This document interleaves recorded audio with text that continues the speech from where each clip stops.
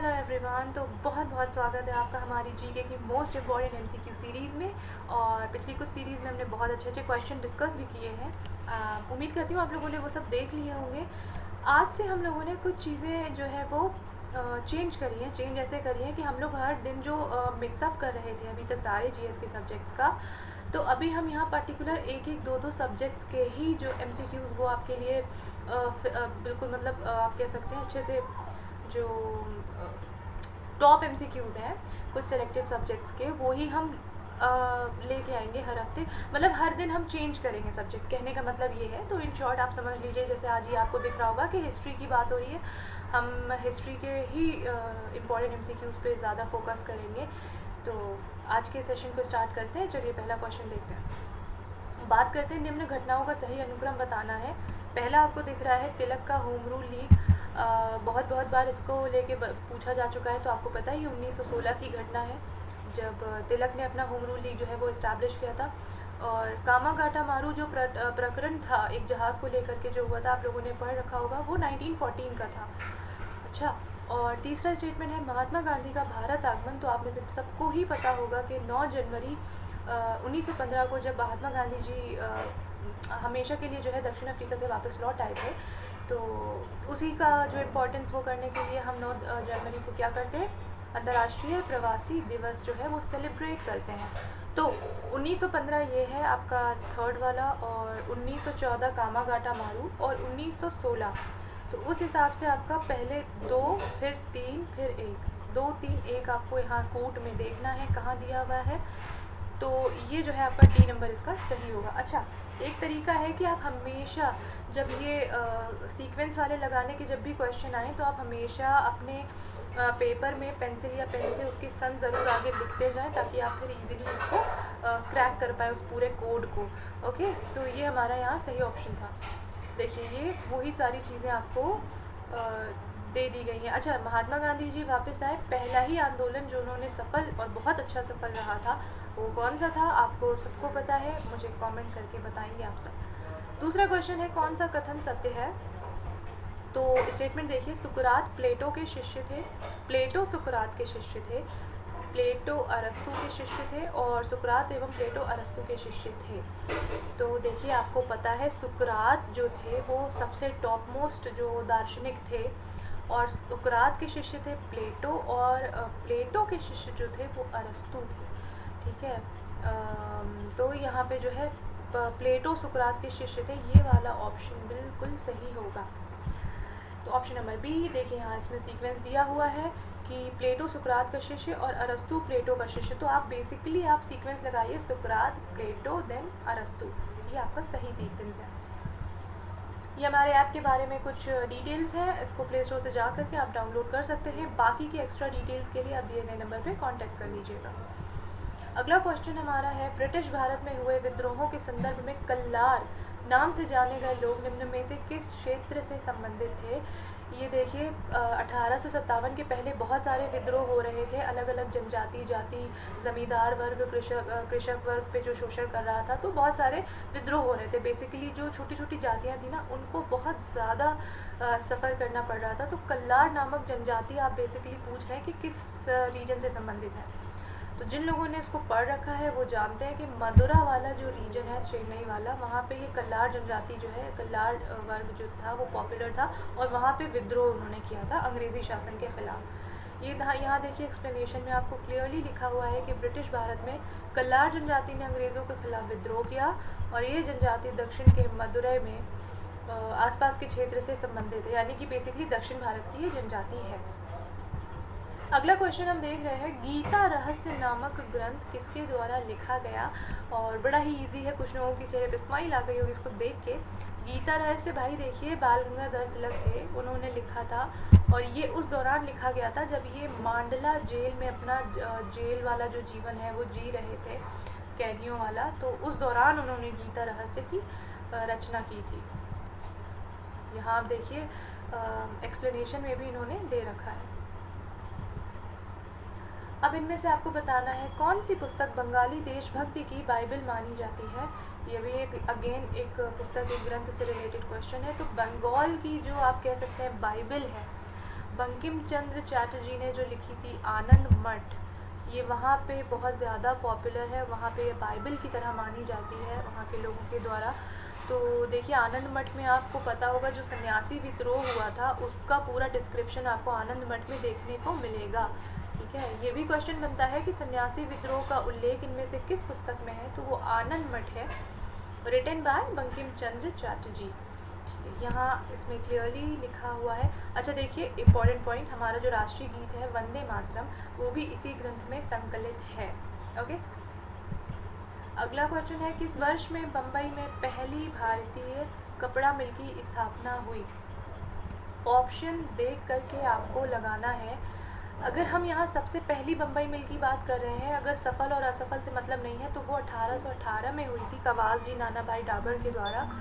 But क्या था कि वो असफल थी ना, वो मतलब चल नहीं पाई, बंद हो गई फैक्ट्री। तो जो सफल हुई थी वो 1854 की थी। 1854 में दूसरी कह सकते हैं आप भारतीय कपड़ा मिल थी, लेकिन पहली सफल मिल कहते हैं इसको। अब अगर यहाँ ऑप्शन में 1818 दिया होता तो फिर ये क्वेश्चन विवाद का विषय बनता, क्योंकि कुछ लोग पहली 1818 लगा के आते और कुछ 1854। अच्छी बात है कि ऑप्शन में ऐसी कोई मिस्टेक नहीं की गई है। देखिए सूती वस्त्र की पहली मिल 1818 में कोलकाता के समीप फोर्ट ग्लास्टर में की गई थी, लेकिन ये असफल रही और जल्दी ही बंद हो गई। पहला सफल आधुनिक कारखाना 1854 में मुंबई में ही सेम पर्सन ने कवास जी डाबर द्वारा ने खोला था। मतलब सेम ही पर्सन थे, बस उन्होंने कुछ रिफॉर्म्स करके दोबारा अपनी फैक्ट्री डाली और इत्तेफाकन वो काफ़ी सफल हो गई। ठीक है, अगला क्वेश्चन है निम्न में से किन पार्टियों ने भारत छोड़ो आंदोलन का समर्थन नहीं किया था।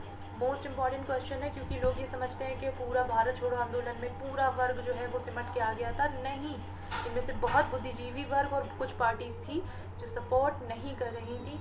यहाँ ऑप्शन देखिए, Hindu Mahasabha, communist party of India, unionist party of Punjab या उपर्युक्त सभी। तो देखिए यहाँ पे जो सही ऑप्शन है वो है उपर्युक्त सभी, क्योंकि इनमें से किसी भी पार्टी ने सपोर्ट नहीं किया था। इवन मुस्लिम लीग ने भी इसमें साथ नहीं दिया था।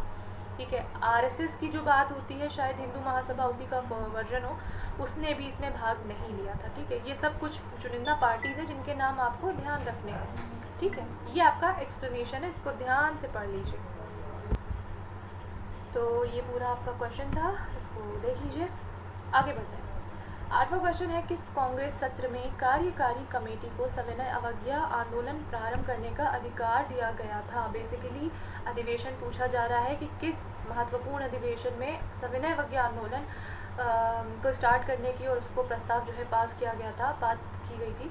तो वो भाई बहुत बहुत इम्पॉर्टेंट सेशन था, लाहौर सेशन था, लाहौर सत्र था, जिसमें ये प्रस्ताव पारित किया गया था और अधिकार दिया गया था। ठीक है, तो एक्सप्लेनेशन में देखते हैं हम लोग। 1929 में लाहौर कांग्रेस अधिवेशन में कांग्रेस कार्यकारिणी को सविनय अवज्ञा आंदोलन शुरू करने का अधिकार दिया गया, लेकिन फैब 1930 में जाकर के एक जो आप कह सकते हैं कार्यकारिणी की दूसरी बैठक होती है, मतलब सेकेंड वाले अधिवेशन में क्या कर रहे हैं हम जाकर के, जो साबरमती आश्रम में हो रही है, वहाँ पे हम क्या करते हैं, महात्मा गांधी को उसका नेतृत्व देते हैं कि भाई इसकी बागडोर आपके हाथ में हम दे रहे हैं, इसको आप संभालिए। तो ये दो अलग अलग पॉइंट हैं, जिस हिसाब से क्वेश्चन है उस हिसाब से आप टिक करिएगा। ओके, आगे बढ़ते हैं।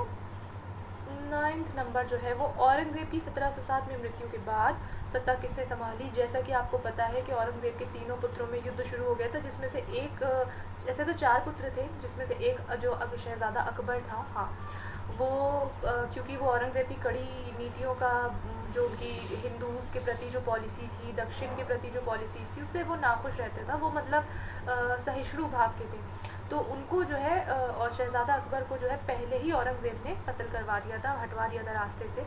तो उनको तो कोई बात ही नहीं है। अब बचे 3 भाई, मतलब औरंगज़ेब के 3 बेटे, मुअज़्ज़म, मोहम्मद आज़म और कामबख्श। इनमें क्या होता है, फाइनली उत्तराधिकारी के लिए लड़ाई होती है। और अगर आपने पढ़ा है तो आपको पता है कि बहादुर शाह प्रथम की उपाधि के साथ मुअज़्ज़म, असली नाम उनका मुअज़्ज़म था, लेकिन बहादुर शाह प्रथम की उपाधि लेकर के वो अगले जो है सत्ता संभालने वाले अगले बादशाह बने। ओके, अगला क्वेश्चन पढ़ने से पहले एक्सप्लेनेशन देख लीजिए। 1707 में औरंगज़ेब की मृत्यु के बाद 63 वर्षीय पुत्र मुअज़्ज़म ने बहादुर शाह की उपाधि के साथ सत्ता संभाली, और 1707 से 1712 इनका टाइम पीरियड था। अगर आपसे पूछा जाए ये पूरी क्रोनोलॉजी जो है हमेशा आती है अक्सर एग्ज़ाम में कि आप सीक्वेंस से लगाइए कि और स्पेशली औरंगज़ेब के बाद वाली, क्योंकि लोग यहाँ क्या होता है उत्तरोत्तर मुग़ल है, छोड़ो इसको छोड़ सकते हैं, तो ये छोड़ देते हैं या पढ़ते भी हैं तो सिर्फ कुछ फैक्ट पढ़ लेते हैं, लेकिन सीक्वेंस हमेशा याद रखिएगा, ये क्रोनोलॉजी में ही पढ़िएगा जब भी पढ़िएगा। 10वां क्वेश्चन है, मुग़ल काल में निम्न बंदरगाहों में से किसको बाबुल मक्का या मक्का द्वार कहा जाता था? भाई हज की यात्रा पे जाने वाले रास्ते को इन्होंने नाम दे दिया था बाबुल मक्का, और मुग़ल काल में बहुत ज़्यादा प्रचलित था हज यात्रा, तो हमेशा ही प्रचलित थी, लेकिन मुग़ल काल में उसको प्रॉपर एक वो बना दिया गया था कि अलग अलग बादशाहों ने उस पर अलग अलग तरीके से अपना नीतियाँ बनाई थी। तो यहाँ अगर जो लोग पढ़ चुके हैं थोड़ा सा ये वैसा क्वेश्चन है, जल्दी हर किसी बुक में नहीं मेंशन होता है। सूरत का जो बंदरगाह था वहाँ से हो करके हज यात्री जाते थे, तो उसका नाम था बाबुल मक्का। ये एक्सप्लेनेशन है, आप इसको देख सकते हैं, राइट। 11वां क्वेश्चन है, निम्न में से कौन सही सुमेलित है? प्लीज़ रिमेंबर, यहाँ हम सही सुमेलित की बात कर रहे हैं। पहले देखते हैं इसमें, खुल्दाबाद में शेख सलीम चिश्ती का मकबरा, ये बिल्कुल भी गलत है, मतलब बिल्कुल ही गलत है। फतेहपुर सीकरी में एतमादुद्दौला का मकबरा, बिल्कुल नहीं। आगरा में औरंगज़ेब का मकबरा तो बिल्कुल भी नहीं है। और दिल्ली में अब्दुर्रहीम खाना का मकबरा, ये बिल्कुल राइट है, क्योंकि दिल्ली ही में इनका मकबरा है। बाकी देखिए मैं आपको बता दूं, खुल्दाबाद जो औरंगाबाद में पड़ता है आपका महाराष्ट्र में, वहाँ पे औरंगज़ेब का मकबरा है। कहीं कहीं औरंगाबाद लिखा है, औरंगाबाद की ही छोटी सी आप कह सकते हैं जगह है खुल्दाबाद, तो वो इनसे मेंशन है, आप इनसे ओके। और फतेहपुर सीकरी में आपको पता है बहुत ही जो है प्रसिद्ध सूफ़ी संत थे शेख सलीम चिश्ती, जिनका कि मकबरा आप जाएंगे, जब घूमने आप जाएंगे इस तरह की जगह पे, तो आपको वहाँ ज़रूर लेके जाते हैं ये लोग, ठीक है। वहीं बुलंद दरवाज़े के आसपास का पूरा रीजन वहाँ पे तो आपको मिलेगा वहाँ देखने को। और आगरा में जब बात करते हैं तो एतमादुद्दौला का मकबरा जो है वो आगरा में है, ओके। अगेन यहाँ पे एक्सप्लेनेशन में आपको पूरी लिस्ट दी हुई है, आप चाहें तो इसका स्क्रीनशॉट ले सकते हैं, राइट। अगला क्वेश्चन है, मुग़ल काल, फिर अगेन मुग़ल काल, चलिए काफ़ी प्रैक्टिस हो जाएगी आपकी। मुग़ल काल से निम्नलिखित युद्धों को काल क्रमानुसार व्यवस्थित कीजिए। अक्सर जो स्टूडेंट्स गलती करते हैं इतना पढ़ने के बाद, क्योंकि सन रटना मानती हूँ मैं कि बहुत टफ होता है, और यही सन रटने वाले जो सीक्वेंस लगाने वाले क्वेश्चन होते हैं उनमें ही स्टूडेंट्स गलती करते हैं। सो आपने ये नहीं करना है, तो कीप प्रैक्टिसिंग, ओके। घाघरा के युद्ध की बात करेंगे तो 1529, आपको पता है कि बाबर के और घाघरा का युद्ध किसके बीच में हुआ था? घाघरा का युद्ध किसके बीच में हुआ था, मुझे ये कमेंट करके बताइए। अच्छा, बाबर की स्टार्टिंग के जो चारों युद्ध आपको पता है, तो मैंने खुद ही आपको आंसर बता दिया, खैर कोई बात नहीं। बाबर जब यहाँ आए तो सबसे पहले पानीपत, खानवा, चंदेरी और घाघरा का युद्ध लड़े, ठीक है। तो ये बाबर के साथ हुआ था, अफ़गानों के और बाबर के बीच में। तो खानवा का युद्ध ये भी हुआ था, यानी कि 1527, आप इसको मार्क कर लीजिए, खानवा का युद्ध। चौसा का युद्ध 1539 में हुआ था। सामूगढ़ का युद्ध जो था वो 1648 समथिंग उसी मतलब हुआ था, ये औरंगज़ेब के और उसके भाई के बीच में हुआ था गद्दी के लिए।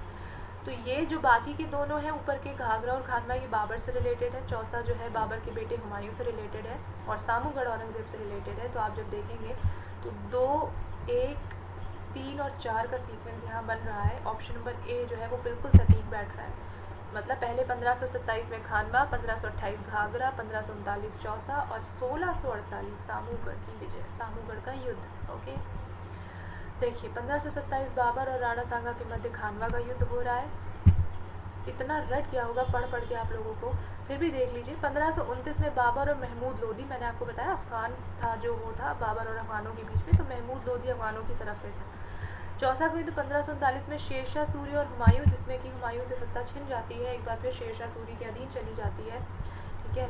और सामूगढ़ का युद्ध जो है वो 1648 नहीं 1658 में औरंगज़ेब और मुराद की संयुक्त सेनाओं और दारा शिकोह के बीच में हुआ था, जिसमें दारा शिकोह का जो फेवर कर रही थी औरंगज़ेब की बहन जहाँ आरा, मतलब 3 बहनें थी, 3 भाई, और तीनों एक भाई को सपोर्ट कर रही थी। तो दारा शिकोह थोड़े ज़्यादा पॉपुलर हैं, आप जब इनके बारे में पढ़ेंगे तो देखेंगे काफ़ी ज़्यादा सहिष्णु भाव के थे और बहुत अच्छे पर्सनालिटी इनकी, मुझे जब मैं पढ़ती हूँ इनके बारे में तो बहुत ही अच्छी पर्सनालिटी थी इनको, इनकी कट्टर बिल्कुल भी नहीं थे। तो दारा शिकोह को जो है जहाँ आरा सपोर्ट कर रही थी, ओके।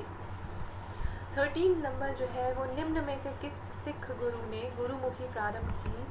और हिस्ट्री की जब क्लासेस मैंने ली थी तो बहुत डिटेल में सबको मैंने पढ़ाया है। जो लोग वहाँ हिस्ट्री क्लासेस ले चुके हैं, ऐप पे हमारी जो लाइव क्लासेस चली थी उनको पता है गुरु अंगद ने गुरुमुखी लिपि की स्टार्टिंग की थी। देखते हैं, ये पंजाबी शब्द गुरुमुखी से बना है जिसका अर्थ है गुरु के मुख से, ठीक है, और इसका सृजन गुरु अंगद द्वारा किया गया था।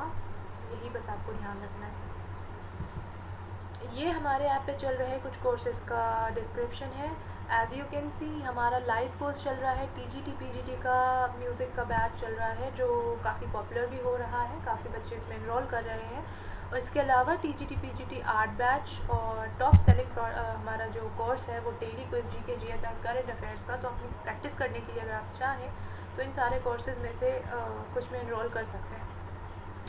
आगे बढ़ते हैं। अता अली ख़ान किसका नाम था? अब जिनको पता है बहुत बहुत अच्छी बात है, क्योंकि बहुत तगड़ा फैक्ट है ये। तो देखिए, आपको पता है कि दीन इलाही अकबर द्वारा स्टार्ट किया गया था 1582 में। तो जब दीन इलाही स्टार्ट किया गया, उस धर्म में कहते हैं कि सबसे पहला एक मात्र व्यक्ति जिसने स्वीकार किया था, उसने कबूल किया था उस धर्म को, वो था इसमें नाम अबुल फजल सॉरी तानसेन, ठीक है। एकमात्र व्यक्ति जो था वो तानसेन था। पहला व्यक्ति जो था, आप कह सकते हैं तानसेन था। बीरबल भी एक्चुअली उसमें किया गया था, तो कहीं कहीं मेंशन है कि भाई तानसेन ने नहीं किया था, सिर्फ बीरबल तक ही सीमित था, लेकिन ज़्यादातर जगह पे तानसेन भी आता है। तो मेरे पिछले शब्दों को इग्नोर करिएगा, यहाँ पे बीरबल और तानसेन दोनों ही थे जिन्होंने उसको इस्लाम धर्म को या दीन इलाही जो भी उन्होंने स्टार्ट किया था, मिला जुला धर्म, उसको जो है उन्होंने वो किया था, क्या किया था, अपनाया था। ओके, तो तानसेन का ही नाम अता अली ख़ान था जब उन्होंने अपने उस इस्लाम धर्म को कबूल कर लिया था। और इनका प्रारंभिक नाम भी ध्यान रखिएगा। तानसेन तो ये जब राज दरबार में रहते थे उस दौरान इनको कहा जाया था, क्योंकि बहुत अच्छा इनका संगीत का रिश्ता था। लेकिन रामतनु पांडे इनका जो है वो ओरिजिनल इनका नाम था, ऑथेंटिक नाम था रामतनु पांडे। उसके बाद तानसेन, देन इस्लाम धर्म में धर्मांतरण के पश्चात उनका नाम अता अली ख़ान रखा गया था, ठीक है। 15वां क्वेश्चन है, अनवार ए सुहाइली नामक ग्रंथ निम्न में से किसका अनुवाद है? देखिए, अकबर ने फैज़ी जो था उसकी अध्यक्षता में एक अनुवाद विभाग की स्थापना की थी कि भाई जितने भी पुराने अच्छे धार्मिक ग्रंथ हैं आप उनका अनुवाद कराइए, ताकि आम लोगों तक, हमारे जो मुस्लिम कम्युनिटी है जो संस्कृत और वो नहीं जानते हैं उस तरह की लिपि, तो वो फ़ारसी में उस चीज़ को पढ़ सकें। तो महाभारत का अनुवाद रज़्मनामा से हुआ था, आपको पता है। इसी तरह रामायण का भी अनुवाद हुआ था। रामायण का किस नाम से अनुवाद किया गया था, आप मुझे बताएंगे कमेंट में। सूरसागर का भी अनुवाद हुआ था, लेकिन ये बाद में हुआ था। लेकिन पंचतंत्र, देखिए, अनवार सुहाइली नाम से पंचतंत्र का अनुवाद हुआ था। फैज़ी जो है वो अध्यक्षता कर रहे थे उस अनुवाद विभाग की। ये क्वेश्चन आता है। अकबर ने अपने राज कवि फैज़ी की अध्यक्षता में अनुवाद विभाग की स्थापना की, एज आई टोल्ड यू। और अकबर के शासनकाल में अबुल फजल ने संस्कृत ग्रंथ पंचतंत्र का फारसी में अनुवाद भी किया। अब ये ध्यान रखिएगा कि अनुवाद किसने किया था, तो वो अबुल फजल थे जिन्होंने अनुवाद किया था। अनवार ए सुहाइली नाम रखा था उसके बाद इसका। मुमताज़ महल का असली नाम क्या था? भाई, ताजमहल बहुत लोग जाते हैं घूमने और नाम भी होता है कि शाहजहाँ और मुमताज़ महल और उनकी कहानी, प्रेम कहानी वगैरह वगैरह, लेकिन उनमें से आधे से ज़्यादा लोग नहीं जानते होंगे कि मुमताज़ महल का असली नाम अर्जुमंद बानो बेगम था। अगर नहीं पता है तो देख लीजिए, इनका असली नाम अर्जुमंद बानो बेगम है। आसफ़ खान की पुत्री थी अर्जुमंद बानो बेगम, जिनका विवाह मुग़ल बादशाह जहांगीर के पुत्र शहज़ादे खुर्रम, यानी एक पॉइंट और आपके लिए तैयार है कि शाहजहाँ का वास्तविक नाम क्या था, तो वो आप ध्यान रखिएगा, शहज़ादा खुर्रम। जहांगीर के दो बेटे थे जो ज़्यादा पॉपुलर थे लड़ाई में, एक खुसरो और खुर्रम। खुसरो को तो खुर्रम जाके निपटा के आए थे, क्योंकि सब अलग अलग बीवियों से थे, तो सौतेला भाई था। और खुसरो को जाके खुर्रम ख़त्म करके उसके बाद फाइनल शाहजहाँ नाम से यही अगले बादशाह बने थे। और इनकी शादी जो हुई थी वो अर्जुमंद बानो बेगम से हुई थी, जो बाद में जाके मुमताज़ महल के नाम से फेमस हुई थी। मीनाक्षी मंदिर की बात हो रही है। मीनाक्षी मंदिर स्थित है, कुछ लोग तो जाके घूम के और दर्शन करके भी आए होंगे। जो लोग जाके देखिए घूम के पढ़ते हैं ना, उनको ज़्यादा याद रह जाता है बजाय उनके जो लोग बुक से और उससे देख के पढ़ते हैं। खैर, मदुरई में जो है वो आपका मीनाक्षी मंदिर आपको देखने मिलेगा अगर आप वहाँ जाएंगे, वो तमिलनाडु चेन्नई वाले रीजन में। तो मदुरई में मीनाक्षी मंदिर स्थित है, ठीक है। ध्यातव्य है कि मदुरई पांड्यों की राजधानी थी। संगम काल में पहला और तीसरा संगम यहीं आयोजित किया गया था। ठीक है, ये संगम काल से भी काफ़ी क्वेश्चन आते हैं, इसको इग्नोर मत करिएगा, इसको अलग से इंडिविजुअली पढ़ लीजिएगा। 18वां क्वेश्चन हमारा, चोल साम्राज्य को अंततः किसने समाप्त किया? चोल साम्राज्य को जो है अलाउद्दीन खिलजी का जो सेनापति था मलिक कफूर, जब दक्षिण विजय उसने स्टार्ट करी, दक्षिण को जीतना आरंभ किया, तो मलिक कफूर ने ही चोल साम्राज्य को पूरी तरह समाप्त करके उसको अपने दिल्ली सल्तनत में मिलाने का काम किया था। ठीक है, तो ये देखिए अलाउद्दीन खिलजी के सेना नायक मलिक कफूर ने दक्षिण विजय के दौरान उसको समाप्त किया। और इसका जो पूरा विवरण आपको कहाँ मिल रहा है ये भी ध्यान रखिएगा, अमीर खुसरो की प्रसिद्ध कृति खजाइनुल फतूह में। ठीक है, खजाइनुल फतूह किसकी है? अमीर खुसरो की, जिसमें मेंशन है कि अलाउद्दीन खिलजी ने अपने सेनापति मलिक कफूर को भेज के चोल साम्राज्य का अंत करवाया था। यौधेय सिक्कों पर किस देवता का अंकन मिलता है? भाई ये फैक्चुअल क्वेश्चन है, ज़्यादा इसमें दिमाग नहीं लगाना। यौधेय सिक्कों पे आप जब देखेंगे तो उनमें कार्तिकेय देवता का अंकन आपको देखने मिलेगा, यौधेय सिक्के। तो ये पूरा इसका यौधेयों का प्रमाण जो है वो अष्टाध्यायी जो थी पाणिनि की और बृहद संहिता, ये सब ग्रंथों से मिलता है। और इनका साम्राज्य जो था वो दक्षिण पूर्वी पंजाब और राजस्थान के बीच में फैला हुआ था, वहाँ आपको इनका मिलेगी जानकारी। और सिक्कों पर कार्तिकेय जो भगवान थे उनके उसका अंकन मिलेगा। ठीक है, सेशन का आखिरी क्वेश्चन, निम्न में से कौन सबसे पूर्वकालिक जैन ग्रंथ कहलाता है? तो सबसे पूर्वकालिक जैन ग्रंथ की बात करनी है हमें, तो यहाँ आप जब चारों ऑप्शन पढ़ेंगे तो 12 अंक 12 उपांक 14 पूर्व 14 उपपूर्व, तो जो पूर्वकालिक जैन ग्रंथ, इनमें से बहुत से लोगों ने ये क्वेश्चन उनके लिए बिल्कुल नया होगा, तो इसको ध्यान दीजिए, इसको मतलब अच्छे से ध्यान से पढ़ लीजिए, कहीं लिख लीजिए। सबसे पूर्वकालिक जैन ग्रंथ 14 पूर्व है आपका। ये आपको जब आप जैन ग्रंथ में किसी डिस्क्रिप्टिव मैनर में इसको पढ़ने जाएंगे तो आपको वहाँ पे इसको मेंशन पाएंगे। 14 पूर्व प्राचीनतम जैन ग्रंथ है। अंतिम नंद राजा के समय में संभूत विजय और भद्रबाहु जो जैन मुनि थे, जैन संघ के अध्यक्ष थे, और ये ही महावीर द्वारा प्रदत्त 14 पूर्वों के विषय में जानने वाले अंतिम व्यक्ति थे। ठीक है, महावीर स्वामी ने जो 14 पूर्वों के बारे में बताया था, तो वो यही दोनों व्यक्ति थे जो जानते थे, उसके बाद कोई नहीं बचा था जो इसका मतलब इसके बारे में बता पाता। तो ये लोग जो है उसका विवरण लिखे गए थे, जो कि सबसे पुराना आपको जैन ग्रंथ कहने को मिलता है। तो ये हमारे कुछ बहुत इंपॉर्टेंट आज के क्वेश्चन थे। सेशन कैसा लगा मुझे कमेंट करके बताइएगा। इसके अलावा इसको वीडियो को शेयर करिए, सब्सक्राइब भी कर लीजिए चैनल को, और कंटिन्यूटी रखिए, देखते रहिए, एमसीक्यू सॉल्व करते रहिए। और जैसे कि हमने बताया कि हम लोग सब्जेक्ट वाइज इसको लेके आएंगे, सो इसी तरह हमारा चलेगा डेली बेसिस पे। मिलते हैं अगले सेशन में। बहुत बहुत धन्यवाद।